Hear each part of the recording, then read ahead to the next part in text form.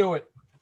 I'd like to welcome everyone to a special edition of the Comedy Factory Comedy Chat. Got my great buddy, Rockin' Joe Hebert, New England's top musical comedy performer here tonight. Hey, Joe, what's going on, brother? I did not want to be here. You know I did not want to do this. Well, you are here, and we finally got you on. We got a big night tonight with our special guest. Who that? He's Rhode Island's own Italian rapper. He's got a record deal. He bought Elton John a beer. I've had him on a few times. I know a lot of the stories. You never forget that story. Who buys Elton John a beer but Bobby Braciola?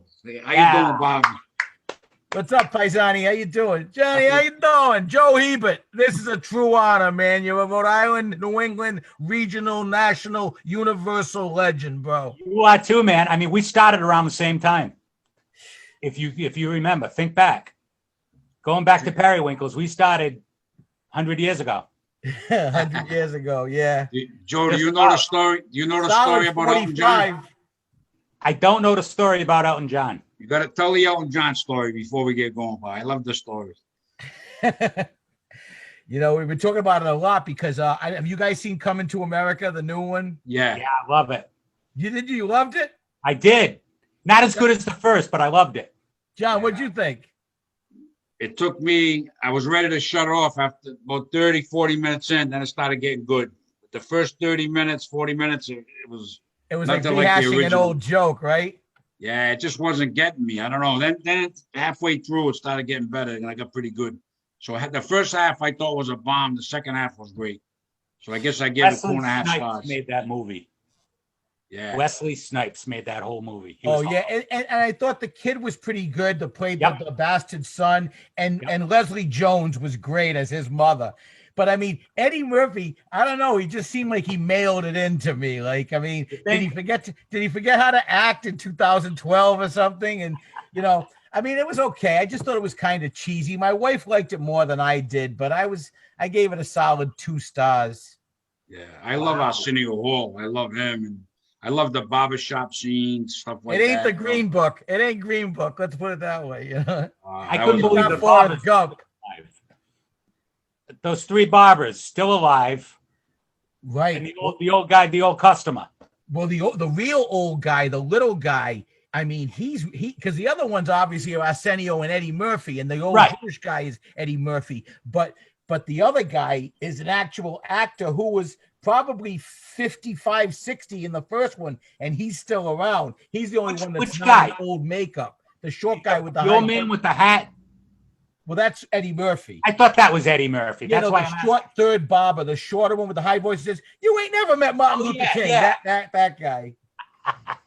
He's still there, like 85. And the Queen to be that guy. I love that guy. Surprised how old he got. He was obviously older in the first movie than what we thought.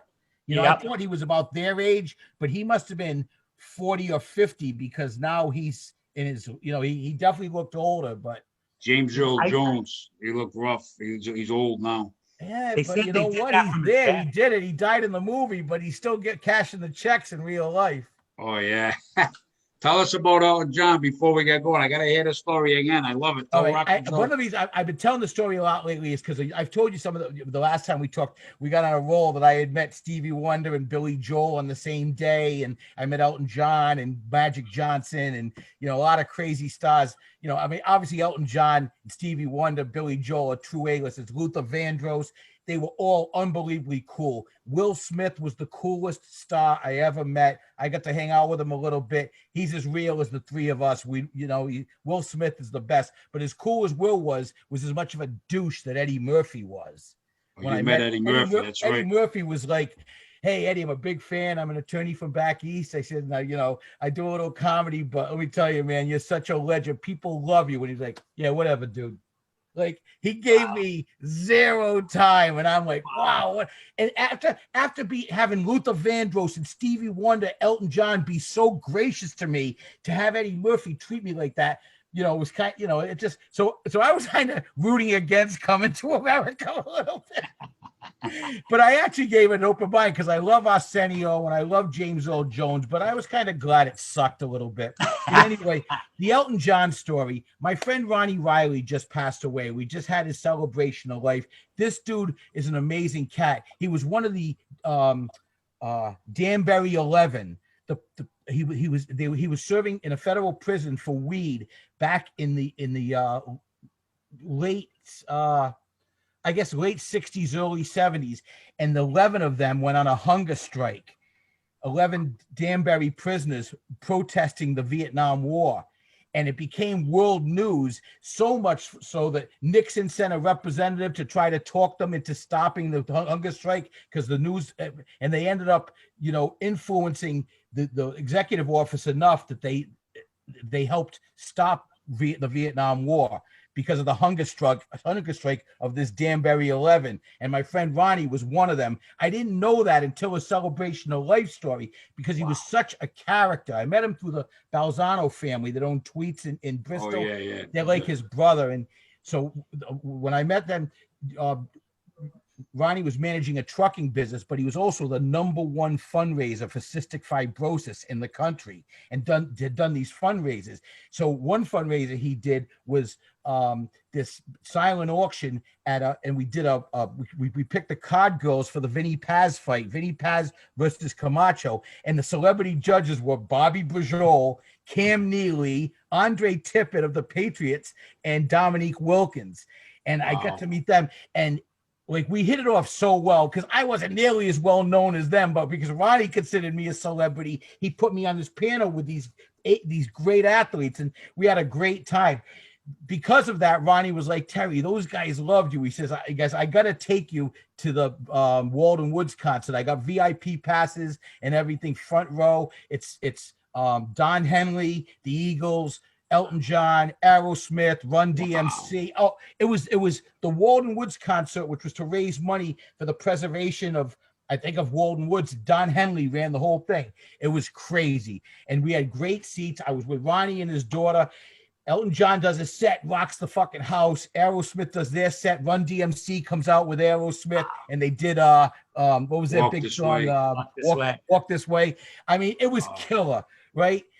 What a concert. So they're done. And so I said, Ron, I'm going to go get a soda. And I asked his daughter, Melissa, who actually was the one throwing the celebration of life. She put the whole thing together at her church. And I hadn't seen her since this day when she was 14 years old. Now we fast forward like 17, 18 years later, and she's burying her dad, gives me this big hug, and both of us were like, we'll never forget that moment. I took her to get a soda. We go to the VIP tent. There's a little blonde guy in front of me, and he's like, I just, I wanted a Heineken. And she's like, okay, it's $4.50 at the time, I think it was. And he's like, I don't carry any cash. So I look at him like, I'll take care of it. I look at it. It's fucking Elton John. Wow. And the lady's giving him shit for not having money to buy the beer. The dude had just rocked the house like 12 minutes before, but she's just working selling beer and shit in the VIP tent. So I said, I got you, bro. So I buy him a beer, buy a soda for me, I buy a soda for my girlfriend.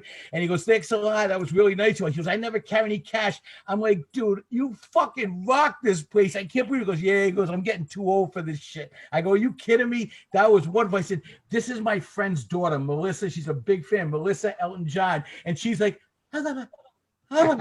she couldn't even speak.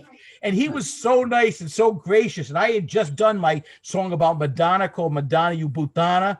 And the chorus was You're Over the Edge. And he was like, I was like, yeah, it's over the edge is the chorus. He goes, yeah, I've partied with her. Believe me, she's way over the edge. I go, Elton, it was so nice meeting you. And he was like, thank you for the beer. And he walked away. I was like, whoop, there's one off my bucket list right there. Wow. And he said Madonna was over the edge? He said he had hung out with and the chorus of my song is You're Over the Edge, You're Over the Edge. And he was like, yeah, she's way over the edge. But that was a great brush with fame and was one of my best ones. And yeah, I bought Elton John a beer. That's awesome. What about your rap song, Bobby? You wanna do a freestyle rap tonight? You got anything up your sleeve? By the way, what are we calling the show? Is it the Comedy Chat or is it It's a Comedy Factory Comedy Chat. We got surprises Who knows who's coming on? We got things going on here. But then you call it like the weekly check-in or something, right? That's what Jessica Lee, Tuesday night, we do the weekly check-in because she's a therapist during the day. And at night, we say she's the therapist for the comedians. So we call it the weekly check-in.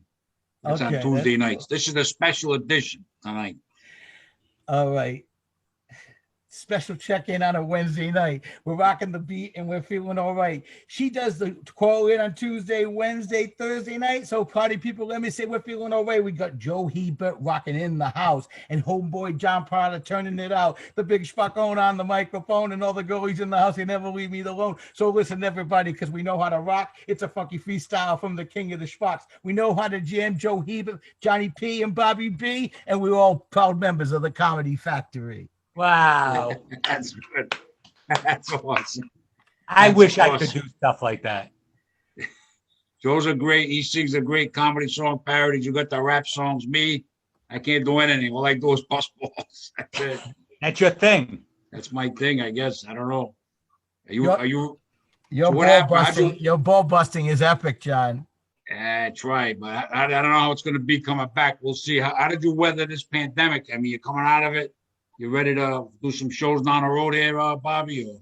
Well, judging by how sucky that last rap was, I need to fine tune my skills a little bit. But yeah, I'll be ready to go. I got some new stuff. I mean, you got Chooch the Gooch. How many views has that got? It's got. I watch it every few weeks. Couple of 220,000 or something like that, and we got 4 million views on the Court in Providence video last year when I rapped with Judge Caprio. My son called me up. Joe, this is a great story. Okay. We set up this thing. My friend had gotten a ticket, so and we were going in front of Judge Caprio, and it was close to Christmas. So we called up the judge and his sidekick Quinny, and we agreed for them to do it. But he was going away on the 23rd, so we moved it to the 16th where they were filming the thing. So I go up there and I'm acting as this guy's lawyer. Then he says, "Who are you?" I said, "I'm Terry Mackin." Terry Mackin. And I said, "Yeah." She says, "Oh, I thought you were something else." I said, "Yeah, Bobby Braciola." And the judge goes, "We know what Braciola is. Now you're going to see Bobby Braciola." So I go, "You see a paisan's home on Christmas Eve. It's something unique and not to be believed. We party at grandma's fulfilling a wish. She'll be kicking off the season with a table of fish." And I do the whole thing. The song goes crazy. And it was going to come out on the 23rd. They had to edit and shit. Little did I know was this young brother in the front row who had like 100-mile-an-hour speeding ticket, but has like 100,000 followers on Twitter. And he took a picture of me and he goes, "I'm going to," and he tweeted out with my picture, me rapping, like a little 10-second blurb. "This lawyer's rapping and I'm going to jail." He tweets it out. It gets picked up by this rapper. I forgot who it was, little TJ or something. And his website flips it around on Twitter. My son calls me like Wednesday, goes, "Dad, Tuesday, Dad, you're trending on Twitter." I'm like, "What do you mean?" We look it up. It's got 108,000 views in like one day. Just this little blurb of this guy going, "This lawyer's rapping and I'm going to jail." 700,000, 1.8 million, 2.6 million, 3.4 million, 4.1 million views by Friday. That's and then unbelievable. It stopped. Now it's at like 4.2, but we got 4 million views in 1 week on Twitter from that one kid taking this shot unbeknownst to me in the audience and then tweeting out, "This lawyer's rapping and I'm going to jail."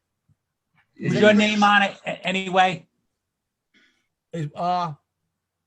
Well, yeah, I mean, yeah, and then the actual show came out, and you can look that up, and that's like rapping lawyer in court or something like that. And we had like I think 1 million views of that, but that was over 6 months. But the Twitter thing happened 4 million in 5 days, and that was amazing to me. Because I mean, that's crazy. It's been 10 years for Chooch to Gooch to get to 200,000, which is a lot. But 4 million in 5 days, just by how Twitter can all of a sudden, if something starts trending and people start, it was really something. And I'm not even on Twitter. Maybe we should get on that show. I'm not even on Twitter. One of these days, Bobby. You never know. It's like the guy skateboarding who was drinking the cranberry juice. Yeah, And Dreams. that ended up going viral on Twitter. Fleetwood And Mac. he ended up Yeah. getting a commercial with Ocean Spray and everything. Did he? I didn't know that. Did Oh he? yeah, he had one of the Super Bowl commercials. He's fucking skateboarding, drinking a bottle of cranberry Ocean Spray cranberry juice. It all started with a Twitter He must have got paid pretty good for that, I bet too. Yep. Wow.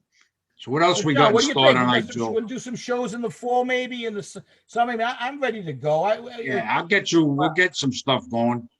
Get vaccinated, people. I'm not going to get political, but get vaccinated because I'm going Friday. It's World War III. It's time for everybody to be a soldier. Put on the armor, get the vaccine, and let's defeat this fucking thing. Absolutely. I'm going Friday. Yeah. Amen, Joe. And I are going Friday. I'm getting the one and done, the Johnson & Johnson. Nice. None of this 2 shots for me, 1 in the arm, and I'm finished. It's painful, though. You get that one in the Johnson. Yeah. Thanks for the warning. I bet you're going to change your mind now. Nah, they're just going to have to get a bigger needle. So, Joe, what else we got in store here tonight? Anything else? It's funny you should mention gigs, Bobby, because John and I were talking recently. And last year, before the world went to shit, I was planning this party for the end of the year for 2020. And I needed a headliner for it. And I was talking to John about it. And John's like, hey, Bobby Braciola would be perfect. I said, yeah, I was thinking Bobby Braciola. I said, I'm going to have to ask him. So what I was going to do, I was going to put you on a spot because in April, you were supposed to be at the Kelly Gazzaro Club. Right. Spiritos restaurant, yeah. Spiritos. You remember that was going to be our all you can eat, all you can laugh gig. Right. It's a mystery, and you were going to be there too, right? No, I was going to be at the Carriage Inn down in South County. Huh. But I told John, because we were together, you and I were together on New Year's Eve the year before. Do you remember that? We did that other show at Spiritos. Yeah. Right, that was New Year's Eve. Was it not? No, it was February. No, I don't do New Year's Eve because my mother-in-law's Christmas is New Year's Eve. I don't do shows on New Year's Eve. I could have sworn it was New Year's Eve. No, I believe it was Valentine's Day, February 12th, 2019. I think that's when it was. I'm pretty sure it was February, bro. Well, whenever it was, it happened, right? Go ahead, Joe. Hold on, I got my February book here. Hold on. I think Joe's frozen. Are you frozen, Joe? Yeah, I'm all set. Am I good? You're not moving, but we can hear you. Now you're moving. Are you good? Yeah. I don't know what happened. What's your next thing you want to say, Joe? The wife turned on The Walking Dead, I think. I must have screwed up the internet. So anyways, I wanted to come down that night and invite you to do this party. And I was going to put you on the spot because I was going to go up, introduce you myself, and ask you to do this party. And I was going to put you on the spot to say yes because I didn't know if you'd do it if I just asked you plain out. So what I'm doing now is you know me, Joe. I mean, usually the answer will be yes. I don't know. I know, but I don't know, what you're doing. You're going to be on vacation. You're going to be somewhere, somebody's birthday, your anniversary. I don't know what's going on. So we talked about it this year, and we're going to do it in November. I postponed this party till November. February 28th. February 28th, 2019. That's right. That was February. Prince of Mystery, Rockin' Joe. Yep. You're right. But still, well, leave that book about open. That was a year before the world stood still. Shit to bed, right? Yep. So, like I said, I was going to get down and ask you, but I'm going to ask you now. So I'm going to put you on a spot. We're doing this party in November. It's going to be huge. It's probably the biggest party I've ever done. And I want you to. Where's he going? Is he leaving? The date. Going to look at the date. We're looking at mid-November. We got a date in mind. We're looking at the 13th. We're doing this on the air. He's looking at his calendar. Yeah. I figured he was going to do this. I know. We have to do this. You're not going to believe this. My son's birthday is November 14th, and we had a cruise to the Virgin Islands planned, and it got canceled like 3 weeks ago. Come on. So you'll be available the 13th? I believe so. I mean, it's my son's birthday on the 14th, but well, that's okay. Where's the show? I want you to bring your kid. It's going to be at the Knights of Columbus. Where? Down in Warwick, Sandy Lane. Tell them what it's about, brother. Yeah, it's the Rhode Island Comedy Hall of Fame induction of Bobby Braciola. Oh my God! And you have to be there. Are you in, Bobby? For the cruise anyway. What is he doing over there? I don't know what he's doing. I'm fucking writing it down, bro. He's writing it down. The induction, yeah. Man. This thing's happening in November. You're going to be the 8th member of the Hall of Fame. That And is such an honor, bro. I can't believe it. Thank you. dude, it's an honor to have you. And I know we've spoken about this before. You and I met several years ago now, and we discussed this. We met up on the hill. Do you remember? Yeah. We're in this dark little restaurant, one of those types of places I thought Michael Corleone was going to come out of the bathroom and shoot me in the neck. In one of those places. And I got my own system for picking people for the Hall of Fame. And I don't let anybody in on the system. My wife doesn't even know how I do it. But I got this very rigid set of standards that I use, which is why you had to wait. But you're in if you want it. Are you there? I'm absolutely floored. I'm very honored that you would ask me. Of course, I'll be there. Hey, dude, you're more than deserving. You can make that your son's birthday party too. There you go. Everybody come. That sounds great, Joe. Thank you so much for the honor, and I humbly accept. Well, absolutely Great. good. I'm glad you're. all. Yeah, it's going to be a great show. So you got to get whatever you want to do. John's going to host it.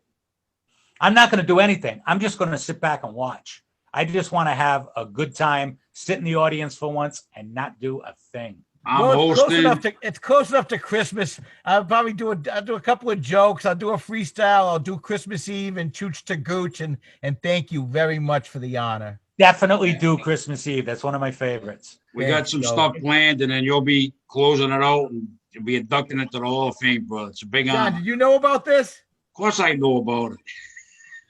That's why I told you. That's why I asked you to come on. We've been talking about this. We've been You talking think about this is a coincidence? Yeah, I thought we were just doing a show together tonight. You know, every once in a while, John calls me up. He says, "Hey, you want to sit in and bust balls for an hour?" I'm like, "What? All I gotta do is fucking go downstairs." Let me tell you, I don't do these things. John has asked me to be pre-interview bowl, and then we're ready to go. John has asked me to do his show 100 times, and I feel like he gets offended every time I say no. I just don't like to do Zoom shows. That's just my thing. I don't this know. is a big honor because you go Rockin Joe to come on Zoom, and you're going in the Hall of Fame. That's big, Bobby. It's going to be a party, dude. Oh it's my more God. than an induction. It's a party. Thank you very much, Joe. That's what it's going to to And you know Don't what? thank me. You He earned it. deserves it. You deserve Yeah. it. You've been a Rhode Island legend all these years. The songs you come out with, the jokes, the reputation you have. You deserve it, Bobby. You know, right? He deserves it. It's gonna be a great night, man. It is going to be a great Truly night. humbled. So where do we go from here? Now, we know it's going to be Saturday, November 13th, and he's locked in. And Bobby Braciola in the Hall of Fame. John, just the fact that you're going to be able to actually be there and perform, because the last few shows, you know, you would. That's what was so crazy. Pre-pandemic, you were getting triple booked. Oh, I got a bar mitzvah at 6:30. Then I gotta do a show at the Carriage Inn in North Dartmouth, and then I'll be there for some pasta and some Parmesan and Spiritos by 11. You come in at 10:30. You know, like you've been going all night long, and then you just say. We say, John, it went real well. And he goes, I'll go up and do a short set. This night, at least you can relax and actually do your thing. I'm going to come back and slow down. I'm not going to do triple headers anymore. I talked to Joe about it. I'm just going to do mostly once in a while, two. No more 3-4 shows in the night. Those days are over. I don't believe you. John, do it like everybody else. Look at the groceries. Everything's going up. Now you charge 3 times as much to do one show. You know, I mean, you work a third of the time, you get paid 3 times as much, and the other 2 you do them on fucking Skype, on Zoom or WebEx or whatever. And it's like, all right, go downstairs. Hey, ladies and gentlemen, we're gonna rock the house for the next 20 minutes. You do your set. Good night. Crazy. I I don't know what else we can do here, Joe. I think we Nothing else we can do. We should have Bobby close with a rap though. That's what I'm thinking. you got another freestyle rap you could do to close it out, Bobby. A freestyle rap, huh? Anything, Wow. whatever you got, I love these. A little chooch the gooch, a couple of lines, anything, whatever you got, Bobby. You're in the Hall of Fame Nah, man, in come November. on. That's what I was just gonna say. It's like, you guys know me, Bobby Bros. Yeah, I can't even say my name. I'm so overwhelmed. One more time. You guys all know me, Bobby Bajol's the name. I just got nominated for the Comedy Hall of Fame by Rockin' Joe. He's good to go. Imagine celebrating me, Bobby Braciola. And listen, everybody, you know I gotta give props to my boy John Perrotta, the one and only, the king of comedy, the Italian Don Rickles, who will do it every night for me. Listen, everybody, November is the date. We're gonna rock the party and maybe educate, because we know how to rock. And I'm saying it, my same. Thank you, Joe, for the Comedy Hall of Fame. All right. That's awesome. That's awesome. We can't end. There's nothing we can do after that, Joe. I mean, that's it. Not That's at all. a wrap. It's a wrap. Show's over. Rockin' Joe was asked Bobby Braciola to be in the Hall of Fame. He's accepted. November 13th is the date. Mark your calendars. We're going to be planning this all out. It's going to be an awesome night, and I'm excited for everybody, man. It's going to be great. It's going to be great. Cannot wait. That's it. That's it, Bobby. You got one last thing you want to say? That we're going to wrap this up. I just want to say thank you, John, for tonight. It was a lot of fun. Just hanging out and joking around with you and Joe. It's great. And, you know, unfortunately, the way things are now, we have to resort to Zoom to do it. But the heart is there. The love is there. And I'm truly humbled by what happened tonight. I'm looking forward to the show when we all get back to normal. In the meantime, I love you guys, and prayers for your family, good health, peace. We'll see you guys. Thanks for tuning in to everybody.